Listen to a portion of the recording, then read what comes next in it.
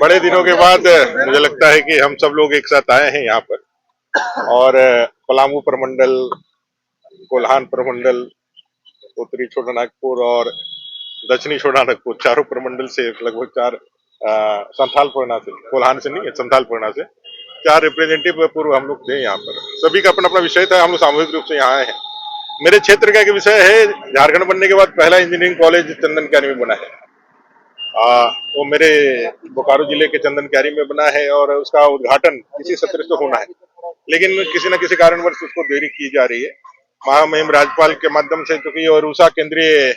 योजना का पैसा से वो इंजीनियरिंग कॉलेज बना है, वहां से अच्छे बच्चों का आगे बढ़ने का काम होगा, पढ़ेंगे लोग, आगे बढ़ेंगे।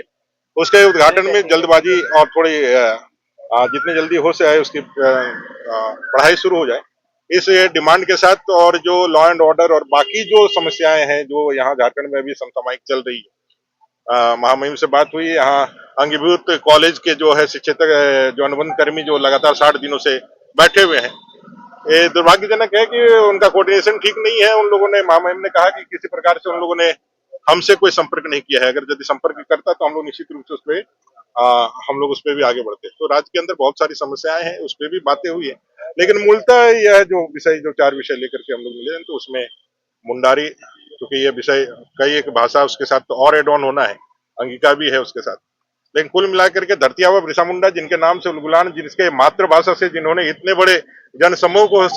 संग्रहित किया, समाहित किया, और जिनके माध्यम से एकत्रित करके इतने बड़े उलगुलान का जिन्होंने नेतृत्व दिया, उस धरती आबा बिरसा मुंडा जी के नाम पर तो सब लोग कर ही रहे,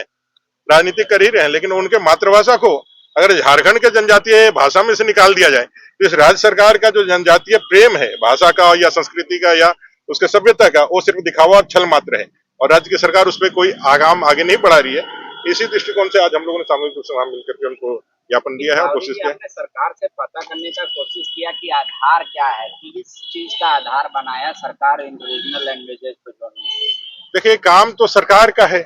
आधार बनाना, किसको लेना किसको नहीं लेना। हम लोग रिप्रेजेंट करते हैं जनता की भावना का,